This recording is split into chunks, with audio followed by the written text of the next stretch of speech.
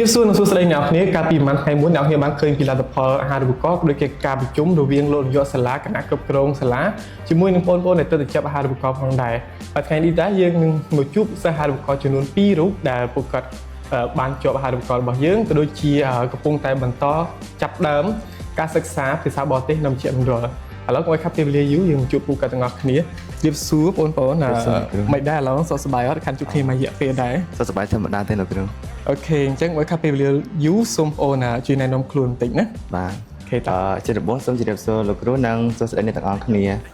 ខ្ញុំមានឈ្មោះថាសៃស៊ីនរៀននៅសាកលវិទ្យាល័យភូមិន្ទភ្នំពេញហើយជំនាញរបស់ខ្ញុំគឺខ្ញុំរៀនខាង IT ចំពោះចំណាប់អារម្មណ៍ដែលបានចូលសិក្សាអាហារូបករណ៍របស់អាមីគឺមានអារម្មណ៍ថាសប្បាយរីករាយ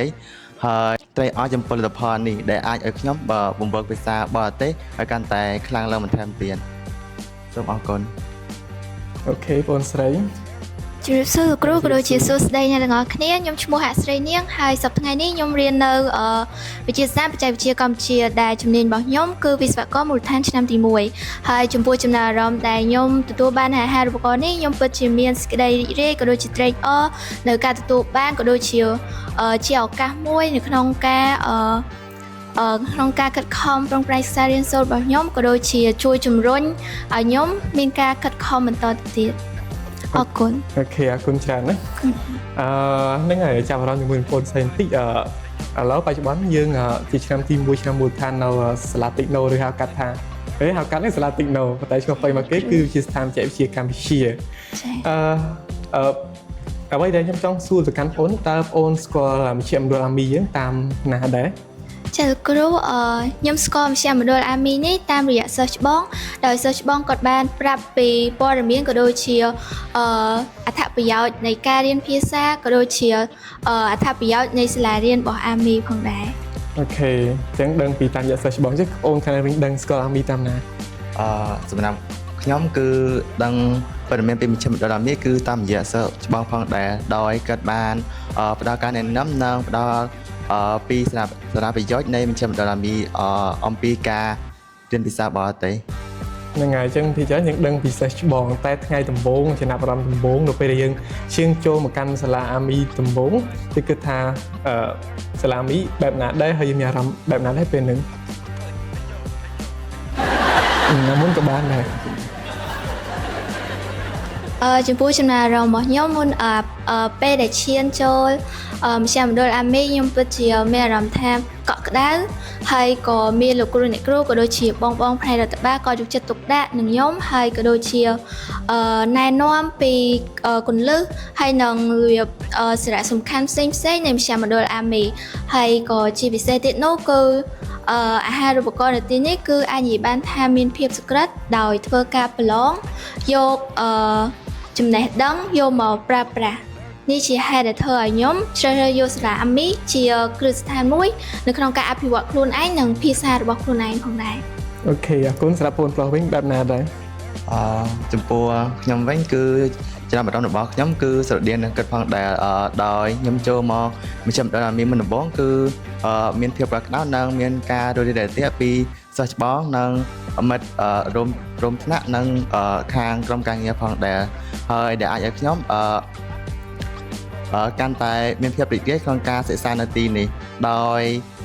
ការសិក្សានៅទីនេះចំពោះខ្ញុំវិញក៏មានភាពសក្តិផងដែរដោយខ្ញុំឆ្លងកាត់ការប្រឡងជោគផងដែរអូខេអញ្ចឹងដូចយើងដឹងហើយសម្រាប់អាហារូបករណ៍យើងវាមានដូចជា3ដំណាក់កាលដែរទី1យើងបំពេញពាក្យផ្សេងហើយទី2យើងមកប្រឡងហើយដំណាក់កាលទី3យើងសម្ភាសត្រឹមតែយើងជាងលទ្ធផលយើងជាប់អញ្ចឹងសម្រាប់អូនគិតថាវិញ្ញាសាប្រឡងហើយនឹងការប្រឡងហ្នឹងការសម្ភាសហ្នឹងមានភាពពិបាកបែបណាឬក៏យ៉ាងណាដែរសម្រាប់ខ្ញុំផ្ទាល់ខ្ញុំគិតថាការប្រឡងក៏ដូចជាការសម្ភាសផ្សេងវាពិបាកប៉ុន្តែប្រសិនបើយើងខិតខំប្រឹងប្រែងវាប្រៀបដូចជាជីវភាពរស់នៅរបស់យើងធម្មតាអញ្ចឹងហើយយើងគួរតែខិតខំប្រឹងប្រែងទៅដោយសារតែការដែលយើងខិតខំប្រឹងប្រែងឲ្យតាំងពីដើមមកគឺវាជាគន្លឹះមួយជួយឈានយើងឲ្យមានភាពងាយស្រួលនៅពេលខាងមុខបើសិនជាយើងខំប្រឹងតែឥឡូវហើយក៏របៀបដែលគេហៅថាខំមួយថ្ងៃចឹងហើយវាអត់អាច ជាគ្រឹះក៏ដូចជាកត្តាមួយជួយឲ្យយើងឈានទៅរកភាពជោគជ័យបានឯងចឹងហើយខ្ញុំគិតថាយើងគួរតែយកចិត្តទុកដាក់ក៏ដូចជាខិតខំស្វះស្វែងប្រឹងប្រែងរៀនសូត្រទៅ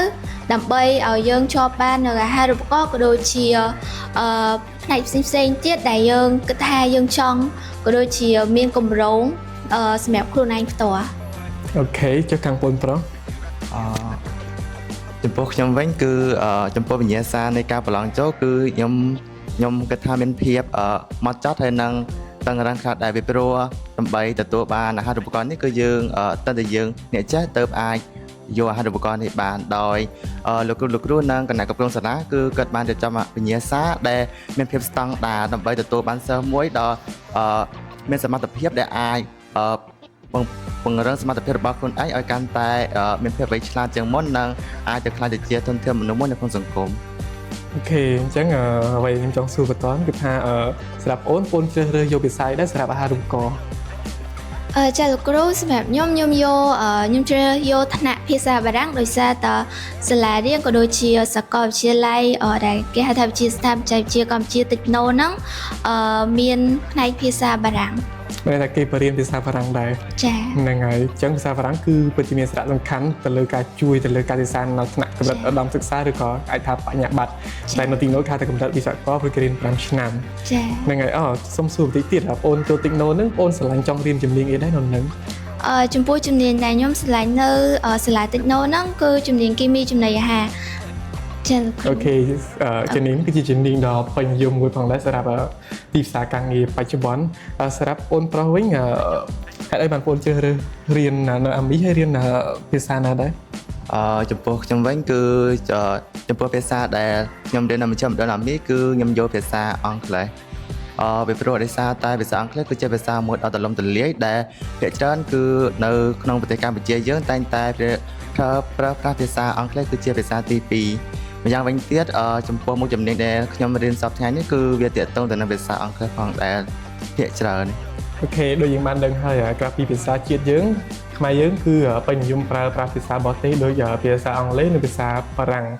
ហើយសម្រាប់ភាសាអង់គ្លេសហ្នឹងគឺដូចបងបានមានបាននិយាយមុនហ្នឹងអញ្ចឹងគឺជួយសម្រួលដល់ការសិក្សាជំនាញរបស់បងជាស្ដីបងរៀន IT អញ្ចឹងការសេកូដផ្សេងៗហ្នឹងគឺថាសិតតែអង់គ្លេសសតហើយហើយអញ្ចឹងបើសិនជាយើងខ្សោយភាសាជាពិសេសអង់គ្លេសហ្នឹងគឺយើងពិបាករៀនអាចថាពិបាករៀនមួយផ្នែកដែរ អញ្ចឹងបានថាក្រៅពីយើងមានជំនាញគោលរបស់យើងភាសាបរទេសក៏ជាផ្នែកមួយដែលដើរតួសំខាន់ក្នុងការសិក្សារៀនសូត្រក៏ដូចជាអាជីពផងដែរហើយមិនថាក្នុងការតំណែងទៅនោះទេ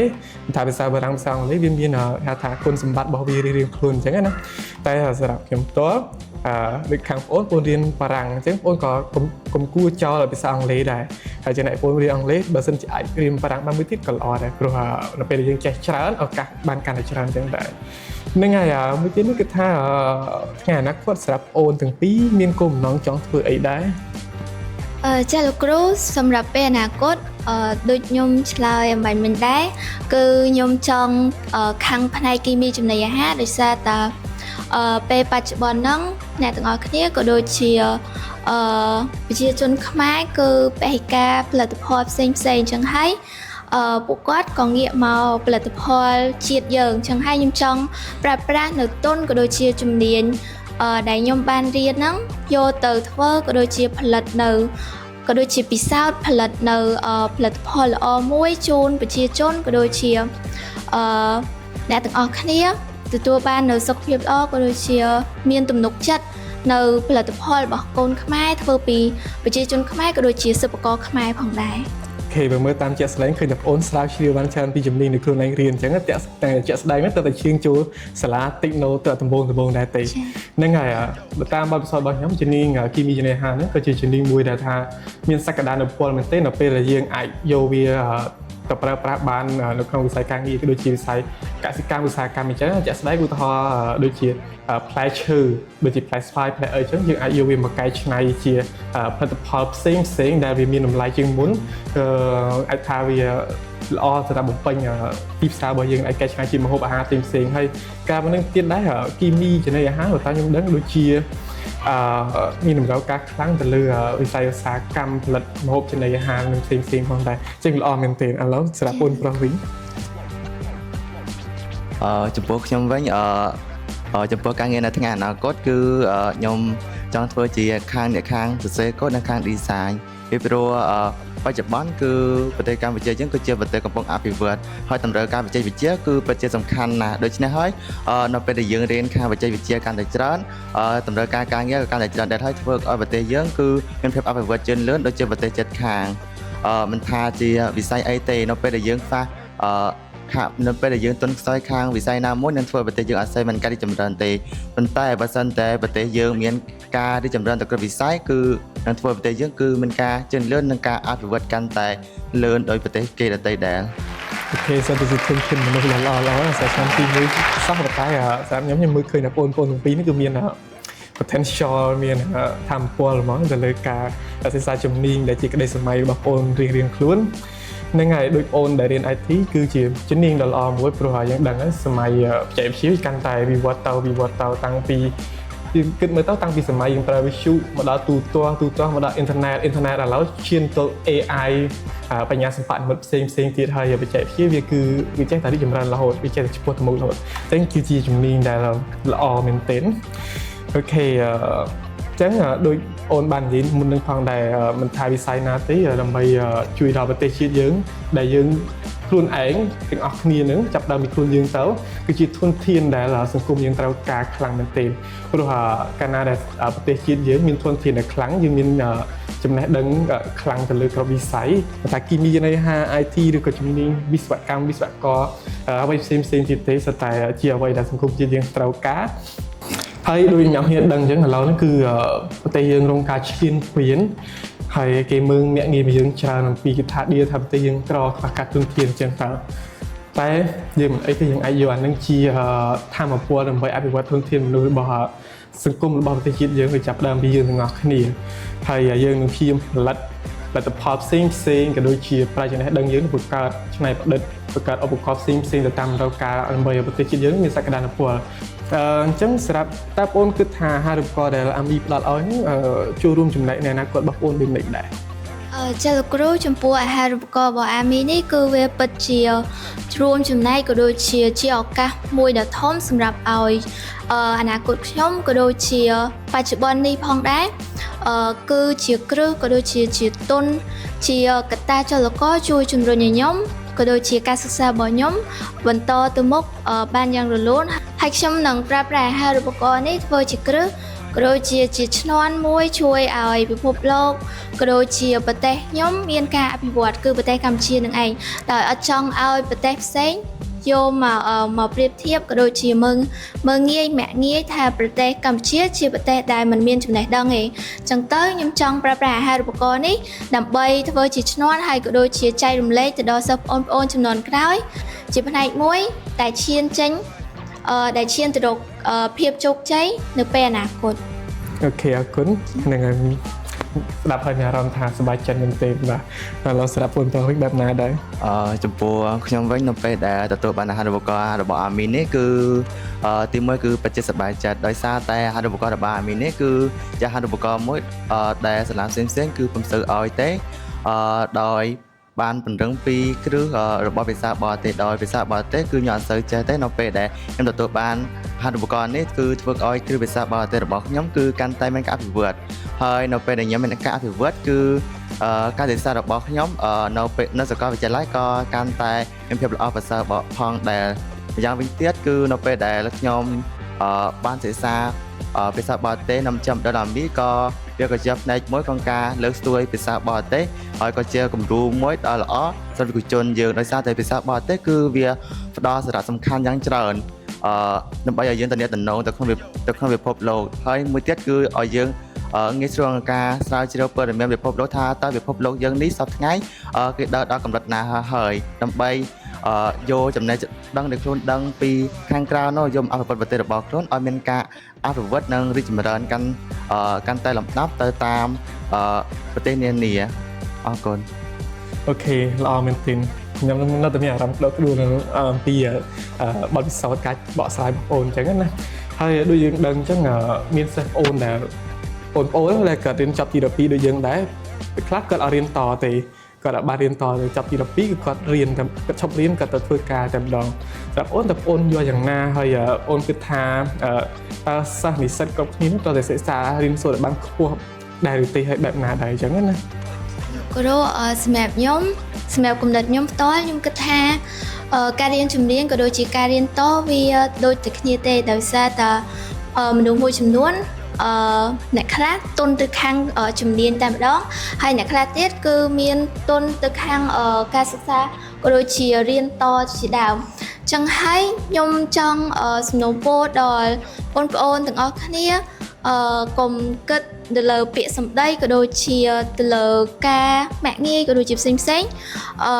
តែគេហៅថាជាកម្លាំងមួយដែលធ្វើឲ្យយើងបាក់ទឹកចិត្តចឹងហើយខ្ញុំចង់ឲ្យអ្នកទាំងអស់គ្នាខិតខំប្រឹងប្រែងបើទោះបីជាអ្នកទាំងអស់គ្នាមិនបានរៀនតអីក៏ដោយសូមអ្នកទាំងអស់គ្នាក៏ខំប្រឹងប្រែងសិក្សាក៏ខំប្រឹងប្រែងក្រេបយកចំណេះដឹងចំណេះធ្វើក៏ដូចជាអ្វីក៏ដោយដែលអ្នកទាំងអស់គ្នាមានទុនស្រាប់ហ្នឹងយកទៅប្រើប្រាស់យកទៅធ្វើជាកត្តាមួយដែលធ្វើឲ្យប្រទេសជាតិយើងមានការអភិវឌ្ឍរីកចម្រើននិងសម្បូរទៅដោយធនធានមនុស្ស អូខេហ្នឹងហើយចាប់អូនប្រុសយកឃើញបែបណាដែរ ចំពោះខ្ញុំវិញចំពោះសិស្សឬនិស្សិតដែលបានរៀនតគឺខ្ញុំគិតថាពួកគាត់គឺមានជំរឿនរៀងខ្លួនហើយដោយសិស្សនិស្សិតខ្លះគឺពេលនៅពេលដែលគាត់ចាប់ទី12ពេលខ្លះគឺគាត់ទៅរៀននៅជំនាញហើយខ្លះទៀតគឺឡើងមករៀនតទៅតាមលទ្ធភាពឬក៏ទៅតាមឯកសម័យរបស់បុគ្គលរៀងខ្លួនប៉ុន្តែចំពោះការរៀនតឬរៀនជំនាញគឺវាសុទ្ធតែផ្ដល់សារៈប្រយោជន៍ដល់បុគ្គលរៀងខ្លួនមិនថាការរៀនតឬរៀនជំនាញទេគឺវាអាស្រ័យទៅលើលទ្ធភាពរបស់យើងនិងឯកសម័យរបស់យើងដូចជាបុគ្គលខ្លះគឺគាត់ឡើងមករៀនតដោយសារតែគាត់ឡើងមករៀនតដោយសារតែគាត់មានលទ្ធភាពហើយមួយទៀតគឺឯកសម័យគាត់គឺគាត់កាន់តែចង់បានរៀនខ្ពស់ជាងនេះបន្តិចប៉ុន្តែសរុបសេចក្តីមកគឺជំនាញមិនថាការរៀនតឬការរៀនជំនាញទេគឺវាសុទ្ធតែផ្ដល់សម្រាប់សំខាន់រៀងខ្លួនអ្វីដែលសំខាន់គឺយើងត្រូវធ្វើជាបុគ្គលល្អហើយនិងយុវជនល្អដើម្បីជួយកសាងសង្គមជាតិរបស់យើង គេមិនថាមានបញ្ហាអីក៏ដោយយើងកុំបោះបង់ហ្នឹងហើយតាមពិតទៅវាមានកត្តាច្រើនមែនទែនដែលបងប្អូនទី12ក៏ពិបាកសម្រេចចិត្តស្មើតែយើងអ្នករៀនតណាបើយើងគិតថាយើងចង់រៀនជំនាញអីយើងគិតច្រើនដែរណាយើងត្រូវថាជំនាញរៀនហើយមានទីផ្សារការងារអត់យើងស្រឡាញ់អីអត់ហ្នឹងហើយពេលខ្លះទៀតក៏បញ្ហាថាវិការក៏ជាបញ្ហាមួយដែរចឹងហើយបើថាបើសិនជាយើងខ្វះខាតលទ្ធភាពយើងគួរតែត្រៀមខ្លួននៅពេលយើងកំពុងរៀនវិទ្យាល័យហ្នឹងណាយើងស្វែងរកអាហារូបករណ៍ហើយមកហើយត្រៀមខ្លួនក្នុងការដាក់ពាក្យប៉ុន្តែអ្នកនេះត្រូវចាំថាអាហារូបករណ៍ណាក៏ដោយពីច្រើនក៏អាចទៅទៀតទៅលើតែដែលមានឆន្ទៈរៀនឬក៏សិស្សពូកែប៉ុន្តែបើថាយើងខ្វះខាតឬក្រីក្រអានឹងជាគេថាយើងបាន credit មួយដែលយើងអាចងាយស្រួលក្នុងការដាក់ដែរព្រោះពីច្រើនគេចង់បានសិស្សដែលខ្វះខាតហើយរៀនពូកែឬក៏មានឆន្ទៈខំរៀនហ្នឹងតែកាលណាយើងបានអាហារូបករណ៍យើងនឹងបានពលឺមួយដែលថាយើងអាចបន្តការសិក្សារៀនសូត្ររបស់យើងហើយ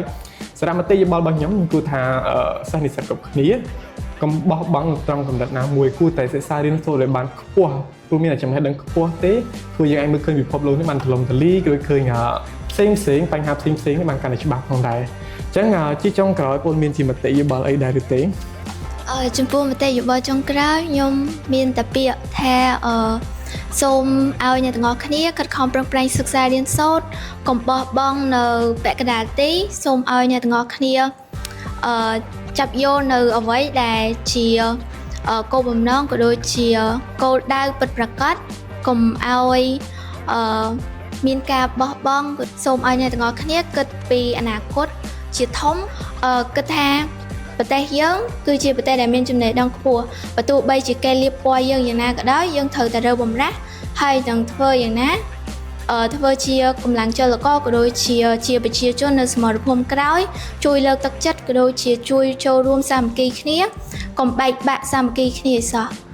ហើយក៏កុំភ្លេចខិតខំសិក្សារៀនសូត្រផងដែរចាកុំភ្លេចសិក្សារៀនសូត្រផងដែរអូខេអរគុណច្រើនបាទបងប្រុស ចំពោះចំណាប់អារម្មណ៍របស់ខ្ញុំនៅចុងវីដេអូនេះគឺខ្ញុំមានភាពសប្បាយរីករាយនិងចង់លើកទឹកចិត្តដល់អ្នកទាំងអស់គ្នាខិតខំសិក្សារៀនសូត្រពីព្រោះមានតែការសិក្សារៀនសូត្រទេដែលអាចធ្វើឲ្យជាភាពរបស់យើងមានភាពល្អប្រសើរហើយមួយវិញទៀតនៅពេលដែលយើងមានឱកាសក្នុងការសិក្សារៀនសូត្រហើយគឺយើងត្រូវប្រើការនោះឲ្យមានប្រសិទ្ធភាពហើយចាប់យកនៅចំណេញនៃខ្លួនឯងស្រឡាញ់ជា ជាចុងក្រោយក៏ខ្ញុំសូមអរគុណដល់គណៈគ្រប់គ្រងរបស់សាលាអាមីដែលបានផ្ដល់អាហារូបករណ៍របស់អាហារូបករណ៍មកដល់ពួកខ្ញុំសូមអរគុណ អូខេចុងក្រោយក៏អរគុណបងប្អូនដូចគ្នាដែរសម្រាប់ការចូលរួមណាថ្ងៃដែលបានចែកម្លែកពីបទពិសោធន៍ផ្សេងៗនៅក្នុងវីដេអូនេះជាចុងក្រោយបើសិនជាបងប្អូនចង់ភាសាបារាំងឬភាសាអង់គ្លេសដែលមានគុណភាពស្តង់ដារដែលបង្ហាត់បង្រៀនដោយលោកគ្រូអ្នកគ្រូសាស្ត្រាចារ្យមកពីគឺស្ថានប័នសិក្សាផ្សេងៗជាមួយនឹងតម្លៃសិក្សាធូរថ្លៃបងប្អូនទាំងអស់គ្នាអាចមកចុះឈ្មោះសិក្សាបាននៅមជ្ឈមណ្ឌលអាមីចាប់ពីថ្ងៃនេះតទៅផងដែរអញ្ចឹងវីដេអូរបស់យើងគឺមានតែប៉ុណ្្នឹងទេអរគុណច្រើនជម្រាបលាបាយបាយ